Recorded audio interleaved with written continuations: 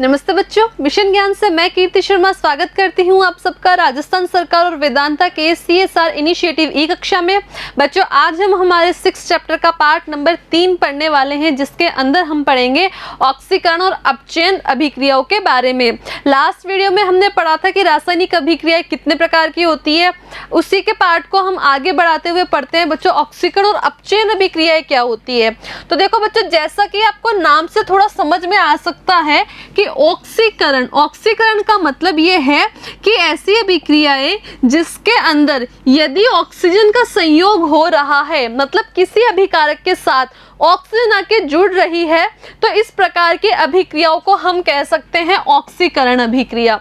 इधर देखो, ये मैग्नीशियम है, मैग्नीशियम को हम ऑक्सीजन से अभिक्रिया करवाएं तो क्या बन गया, MgO बन गया। तो मैग्नीशियम के साथ आके ऑक्सीजन जुड़ रही है और MgO का निर्माण हो रहा है। इसका मतलब क्या हुआ कि यहाँ पे ये कौन सी अभिक्रिया हुई है, यहाँ हुई है बच्चों ऑक्सीकरण अभिक्रिया। ठीक है, इसका जस्ट अपोजिट जो ऑक्सीकरण है, इसका जस्ट विलोम होता है बच्चों अपचयन अभिक्रिया है। मतलब क्या हुआ कि जिस अभिक्रिया के अंदर ऑक्सीजन का संयोग होता है वे अभिक्रिया कहलाती है ऑक्सीकरण।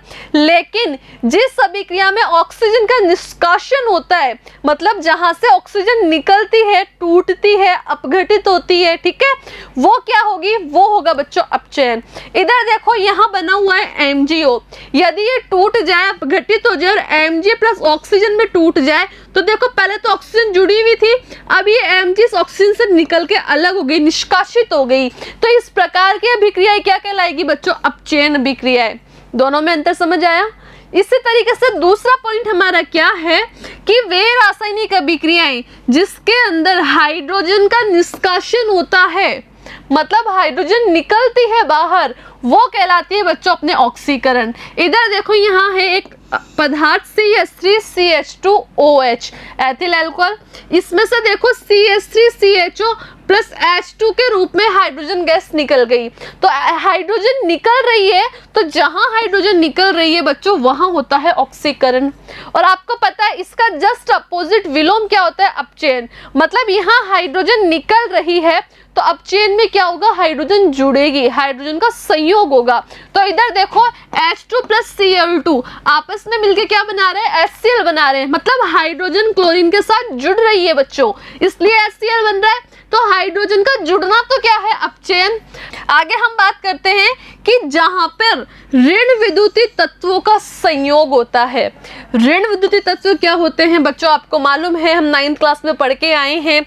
जैसे ऑक्सीजन है, ऑक्सीजन पे आपको मालूम है -2 आवेश होता है। क्लोरीन है, क्लोरीन पे माइनस होता है। Br है, F है, इन सब पे क्या है, माइनस आवेश है ना। तो जो जिस पे ऋण विद्युतीय तत्व, मतलब जिसके ऊपर माइनस का आवेश हो, ऋणावेश हो, अगर किसी ऐसे तत्व का संयोग होता है, मतलब कोई ऐसा तत्व आके किसी पदार्थ से जुड़ता है, तो वहां बच्चों ऑक्सीकरण होगा। जस्ट इसका उल्टा क्या हो जाएगा कि जहां पर ऋण विद्युतीय तत्व की कमी हो या ऋण विद्युतीय तत्व का निष्कासन हो, वहां पे क्या होगा, वहां बच्चों अपचयन होगा। क्लियर है। जस्ट इसका नेक्स्ट पॉइंट क्या है कि यहाँ पे तो देखो ऋण विद्युतीय तत्व का संयोग हो रहा था, तब बोल रहे थे ऑक्सीकरण, ठीक है। लेकिन यदि ऋण विद्युतीय तत्व की जगह धन विद्युतीय तत्व की कमी हो जाती है, तो भी बच्चों वो ऑक्सीकरण ही होता है। क्लियर है।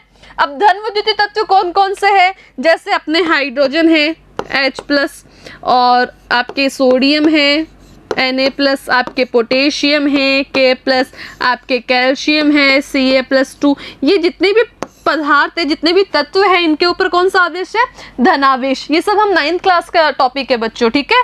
और इन पे कौन सा आवेश है, इन पे है ऋणावेश। किसी अभिक्रिया के अंदर ऋण विद्युतीय तत्व का संयोग हो रहा है तो वो ऑक्सीकरण है, और यदि किसी अभिक्रिया के अंदर ऋण विद्युतीय तत्व का निष्कासन या कमी हो रही है तो वो अपचयन है। सेम ऐसे ही इसका अपोजिट कर लो, जहां पर धन विद्युतीय तत्व की कमी हो रही है वो क्या है बच्चों, ऑक्सीकरण। और जहां धन विद्युतीय तत्व का संयोग हो रहा है वो क्या है बच्चों, अपचयन।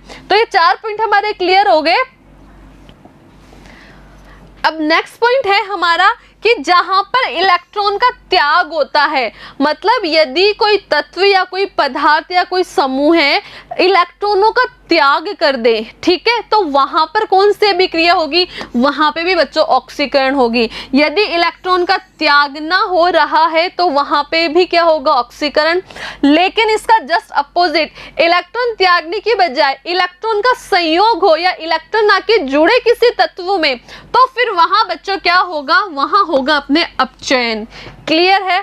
अब इलेक्ट्रॉन का निष्कासन, जैसे यहाँ पे देखो, यहाँ पे है सोडियम, ठीक है, अब सोडियम ने एक इलेक्ट्रॉन का त्याग कर दिया और ये बना लिया सोडियम का धनायन, ठीक है। तो इसने देखो पहले सोडियम था, अब है Na+ से, मतलब Na से Na+ बना, तो प्लस चार्ज कब आता है, जब हम इलेक्ट्रॉन त्यागते हैं। तो इसने सोडियम ने क्या किया, इलेक्ट्रॉन का त्याग किया, मतलब सोडियम का क्या हो रहा है, इलेक्ट्रॉन का त्यागना मतलब ऑक्सीकरण, यहाँ सोडियम का ऑक्सीकरण हो रहा है। अब हम बात करते हैं बच्चों क्लोरीन की। क्लोरीन पे माइनस आवेश होता है। माइनस आवेश का मतलब क्या है, इसके पास इलेक्ट्रॉन है, इसने किसी से इलेक्ट्रॉन लिया है, यदि ये क्लोरीन इलेक्ट्रॉन का त्याग कर दे तो इसमें से माइनस आवेश हट जाएगा, क्योंकि इसके पास जो एक्स्ट्रा इलेक्ट्रॉन था उसने उसका त्याग कर दिया। तो अब ये क्या है, इलेक्ट्रॉन का त्यागना मतलब क्या हुआ, इलेक्ट्रॉन का त्यागना मतलब ऑक्सीकरण। लेकिन यदि क्लोरीन इलेक्ट्रॉन ग्रहण कर लिया और ये बना लिया अब Cl-, तो देखो बच्चों, इलेक्ट्रॉन को ग्रहण करना क्या कहलाता है, अपने अपचयन कहलाता है। अब यहाँ पे इस क्लोरीन का अपचयन हो रहा है, लेकिन यहाँ पे क्लोरीन का ऑक्सीकरण हो रहा है। हम कैसे बता रहे हैं, हम देख रहे हैं कि इलेक्ट्रॉन का त्याग कर रहे हैं या इलेक्ट्रॉन को ग्रहण कर रहे हैं। तो ये बच्चों, आपको ऑक्सीकरण और अपचयन में क्या अंतर होता है समझ आया। देखो हम शॉर्ट में वापस देखते हैं कि ऑक्सीजन का जुड़ना क्या होता है, ऑक्सीकरण होता है। पहली बात याद रखना, ऑक्सीकरण में ऑक्सीजन जुड़ेगी, यदि ऑक्सीकरण में ऑक्सीजन जुड़ रही है तो इसका अपोजिट हो जाएगा अपचयन। यहाँ ऑक्सीकरण जुड़ रही है, ऑक्सीजन का संयोग हो रहा है, मतलब यहाँ ऑक्सीजन का निष्कासन होगा, ऑक्सीजन निकलेगी, ठीक है। यहाँ ऑक्सीजन जुड़ रही है, इसका मतलब हाइड्रोजन निकलेगी। ऑक्सीकरण में ऑक्सीजन जुड़ रही है मतलब हाइड्रोजन निकलेगी बच्चों। और यहाँ जहाँ हाइड्रोजन निकलती है वहाँ ऑक्सीकरण हो रहा है, तो जहाँ हाइड्रोजन जुड़ेगी वहाँ क्या होगा, अपचयन। हाइड्रोजन का संयोग क्या हो गया, अपचयन। अब देखो जो ऑक्सीजन होती है ना, ऑक्सीजन पे कौन सा आवेश होता है बच्चों, -2, मतलब ऑक्सीकरण में ऑक्सीजन का संयोग हो रहा है। ऑक्सीजन का संयोग का मतलब क्या, ऋण विद्युतीय तत्व का संयोग हो रहा है ना। तो जहां पे भी ऋण विद्युतीय तत्व का संयोग होगा वो होगा बच्चों ऑक्सीकरण, ठीक है। और यहाँ देखो हाइड्रोजन का निष्कासन, हाइड्रोजन पे प्लस आवेश होता है सामान्यतः, तो हाइड्रोजन निकल रहा है मतलब प्लस आवेश निकल रहा है। जहां पर भी धन विद्युतीय तत्व की कमी होगी वहां पे भी होगा बच्चों ऑक्सीकरण। जस्ट इसका अपोजिट क्या हो जाएगा, अपचयन, मतलब ऋण विद्युतीय तत्व का संयोग ऑक्सीकरण, तो ऋण विद्युतीय तत्व का निष्कासन क्या हो गया, अपचयन। धन विद्युतीय तत्व की कमी है अपने ऑक्सीकरण, मतलब धन विद्युतीय तत्व का संयोग क्या हो गया बच्चों, अपचयन, क्योंकि हाइड्रोजन का संयोग हो रहा है ना H+ का, इसका मतलब धन विद्युतीय तत्व का भी संयोग हो रहा है। यहाँ पे देखो ऑक्सीजन निकल रही है ना, इसका मतलब यहाँ पे क्या, जो ऋणावेश होता है वो भी निकल रहा है। क्लियर। ये चारों पॉइंट क्लियर होने के बाद हमें पांचवा पॉइंट याद रखनी है, इसकी इलेक्ट्रॉन अवधारणा। एग्जामिनर पूछ सकता है कि ऑक्सीकरण अपचयन की इलेक्ट्रॉनिक अवधारणा बताइए, तो हमें बताना होगा कि वे रासायनिक अभिक्रियाएं जिसके अंदर कोई पदार्थ इलेक्ट्रॉन का त्याग करता है तो वो कहलाती है ऑक्सीकरण अभिक्रिया, और अगर पदार्थ इलेक्ट्रॉन ग्रहण करता है तो वो कहलाती है अपचयन अभिक्रिया। तो हमारा ये ऑक्सीकरण अपचयन में अंतर समझ में आ गया है। एग्जामिनर आपको कोई भी रिएक्शन दे देगा कि इसका बताओ, इसका ऑक्सीकरण हो रहा है या अपचयन, इसका क्या हो रहा है, ऑक्सीकरण हो रहा है या अपचयन, तो हमें देखना होगा कि उसके अंदर क्या हो रहा है। अब आगे हम बात करते हैं बच्चों रेडॉक्स अभिक्रिया की, कि रेडॉक्स अभिक्रिया क्या होती है। तो देखो बच्चों, अभी हमने पढ़ा ऑक्सीकरण क्या होता है और अपचयन क्या होता है, अब हम पढ़ रहे हैं रेडॉक्स अभिक्रिया। अगर आपको ऑक्सीकरण अपचयन समझ आ गया तो आपको रेडॉक्स अभिक्रिया भी आ गई। तो रेडॉक्स अभिक्रिया किसे कहते हैं, कि वे अभिक्रियाएं जिसके अंदर ऑक्सीकरण और अपचयन दोनों साथ साथ होती है। कुछ समझ आया कि रेडॉक्स अभिक्रिया हम किसे कह रहे हैं, कि वे अभिक्रिया है जिसमें ऑक्सीकरण व अपचयन दोनों ही साथ साथ हो, वो कहलाती है बच्चों रेडॉक्स अभिक्रिया। तो अगर आपको ऑक्सीकरण और अपचयन समझ में आ गया तो रेडॉक्स भी समझ में आ गई, ठीक है। इधर देखो हमने एक एग्जाम्पल लिया है, हम लिखते हैं इसको Zn + CuSO4। ठीक है, ये मिलके क्या बना रहे हैं, ये मिलके बना रहे हैं अपने ZnSO4 प्लस Cu। ठीक है, अब ये हमें एक अभिक्रिया दी है और वो पूछ रहा है कि क्या ये रेडॉक्स अभिक्रिया है। यदि है तो हमें बताना है कि इसमें किसका तो ऑक्सीकरण हो रहा है और किसका अपचयन हो रहा है। तो देखो बच्चों, यहाँ पे क्या था, ये Zn था। ठीक है, ये Zn तो किस में बदल गया, ZnSO4 में, और यहाँ पे CuSO4 था, ये बदल गया Cu में। इसका मतलब हम इसको दो टुकड़ों में लिख सकते हैं। पहला बात तो ये कि जो Zn था वो बदल गया ZnSO4 में। ठीक है, दूसरी बात क्या हो रही है यहाँ पे कि जो CuSO4 था ये बदल गया अपने Cu में। अब हमें बताना है कि इसके अंदर किसका ऑक्सीकरण हो रहा है और किसका अपचयन हो रहा है। तो हम 9th क्लास में पढ़ के आए थे बच्चों कि जो SO4 होता है ना, इसके ऊपर -2 आवेश होता है, मतलब ये ऋण विद्युतीय तत्व है ना। अब यहाँ पे देखो, यहाँ Zn था, Zn किसने बदल गया, Zn अपने बदल गया ZnSO4 में। Zn किसने बदल गया, ZnSO4 में, मतलब इसमें SO4 जुड़ा कि निकला, या सिर्फ Zn था या ZnSO4 है, मतलब यहाँ SO4 आके जुड़ रहा है, मतलब यहाँ पे क्या हो रहा है, यहाँ ऋण विद्युतीय तत्व आके संयोग कर रहा है। और आपको मालूम है जहां पे ऋण विद्युतीय तत्व आके जुड़ता है उसका क्या होता है बच्चों, उसका ऑक्सीडेशन होता है, ऑक्सीकरण होता है।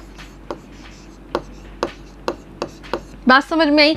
यहाँ देखो, यहाँ क्या हो रहा है, यहाँ CuSO4 था, CuSO4 बदल गया Cu में, मतलब यहाँ इसके पास SO4 जुड़ा हुआ था, यहाँ SO4 नहीं है, मतलब यहाँ से जो अपना ऋण विद्युतीय तत्व है उसका निष्कासन हो गया, वो निकल गया और Cu मिल गया।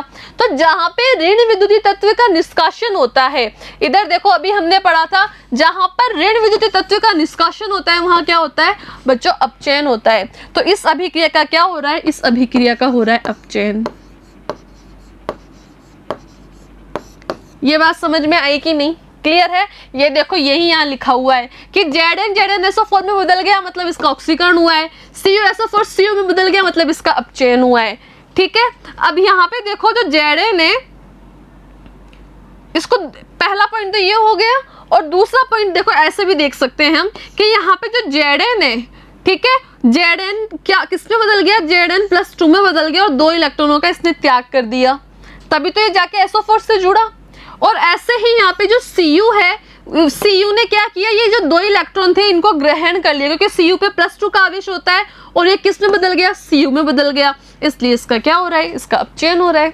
दूसरी बात हम करते हैं बच्चों दूसरी रिएक्शन की। यहाँ देखो Fe2O3 प्लस CO क्या बना रहे हैं, Fe प्लस CO2। तो हम इसको 2 भागों में तोड़ेंगे। पहला तो Fe2O3 बदल गया Fe में, और यहाँ पे CO बदल गया CO2 में, तो हमने दोनों को लिख लिया। देखो Fe2O3 बदला Fe में, इधर देखो इधर ऑक्सीजन का संयोग हो रखा है, लेकिन ये Fe2O3 बदल गया Fe में, मतलब ऑक्सीजन निकल गई। जहाँ पे ऑक्सीजन जुड़ती है वो होता है ऑक्सीकरण, जहाँ ऑक्सीजन निकलती है वो होता है अपचयन। तो बच्चों इस पहली अभिक्रिया का क्या हुआ, ऑक्सीकरण या अपचयन।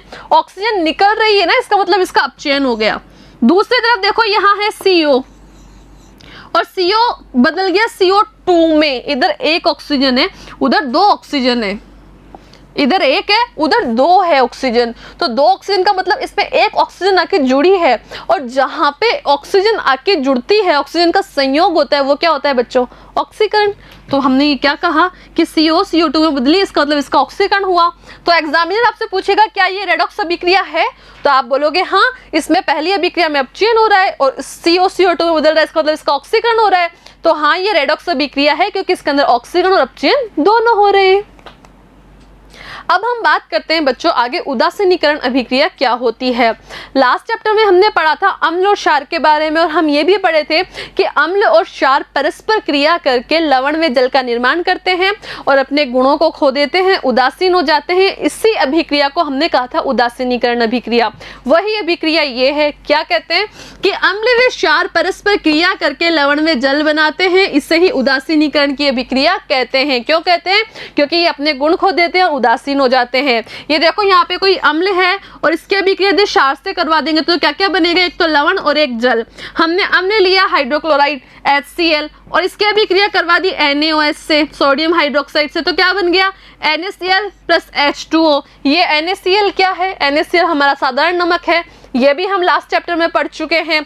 अब देखो इधर कि जो अम्ल होते हैं ना बच्चों, वो हमेशा H+ आयन देते हैं, पढ़े थे ना, और क्षार क्या करते हैं, OH- आयन देते हैं। तो प्रबल अम्ल होता है, उसकी अभिक्रिया यदि हम प्रबल क्षार से करवा दे, प्रबल अम्ल प्रबल क्षार क्या होते हैं हम लास्ट वीडियो में पढ़ चुके हैं, लास्ट चैप्टर में। आपको अगर अभी समझ नहीं आ रहा है तो पहले वो वीडियो देखें, उसके बाद यहाँ समझे। प्रबल क्षार होते हैं, यदि उनके आपस में क्रिया करवा दे तो प्रबल अम्ल है प्रबल क्षार है, आपस में क्रिया करवाएंगे तो वो उदासीन हो जाएंगे, तो इनके pH का मान आता है 7। क्लियर। यदि हम प्रबल अम्ल की अभिक्रिया दुर्बल क्षार से करवा दे, तो देखो प्रबल अम्ल है, इसकी अभिक्रिया दुर्बल क्षार से करवा दे। प्रबल अम्ल का मतलब हो गया यहाँ पर H+ आयनों की सांद्रता ज्यादा है और OH- आयनों की सांद्रता कम है, तो इनके अभिक्रिया होगी तो जितने OH है उतने H+ इसके साथ जुड़ के H2O बना देंगे, है ना। लेकिन अभी भी इसमें H+ OH से ज्यादा है, मतलब यहाँ पे कुछ H+ खाली रह जाएंगे। तो H+ का मतलब क्या होता है, अम्लीय। तो जो विलयन बनेगा ना, विलयन वो कैसा होगा, अम्लीय होगा। और आपको पता है अम्लीय विलयन के pH का मान कितना होता है, 7 से कम होता है। क्लियर। तो इसका मान क्या आ जाएगा, pH का 7 से कम। अब देखो आगे कि यहाँ पे दुर्बल अम्ल है, दुर्बल अम्ल का मतलब कि H+ आयनों की जो सांद्रता है वो कम है, और प्रबल क्षार है कि इसके मुकाबले OH- आयनों की सांद्रता ज्यादा है, इसकी सांद्रता ज्यादा है और इसकी सांद्रता कम है। तो ये H+ OH- जुड़ के क्या बनाएंगे, H2O। तो ये कम है तो जितने ये है उतने OH इसके साथ जुड़ जाएंगे, लेकिन ये ज्यादा है तो एक्स्ट्रा में OH है ना। इसका मतलब कि जो विलयन बनेगा उसमें अभी भी OH- आयनों की सांद्रता है। OH- आयनों की सांद्रता का मतलब क्या है, वो बनने वाला विलयन कैसा है बच्चों, क्षारीय है। ठीक है। और आपको पता है कि क्षारीय विलयन की pH का मान हमेशा कितना होता है, 7 से अधिक होता है, 7 से ज्यादा होता है। तो आपसे एग्जामिनर पूछ ले अगर कि हमने आपको एक प्रबल अम्ल दिया है, एक प्रबल क्षार दिए, तो कैसा विलयन बनेगा, या प्रबल अम्ल दिया है दुर्बल क्षार दी है, या दुर्बल अम्ल दिया है प्रबल क्षार दी है, तो ये सारी हमें पता होनी चाहिए। तो ये वीडियो यहाँ हम फिनिश कर रहे हैं, इसका नेक्स्ट पार्ट हम बनाएंगे नेक्स्ट वीडियो में। पढ़ते रहिए। Thank you.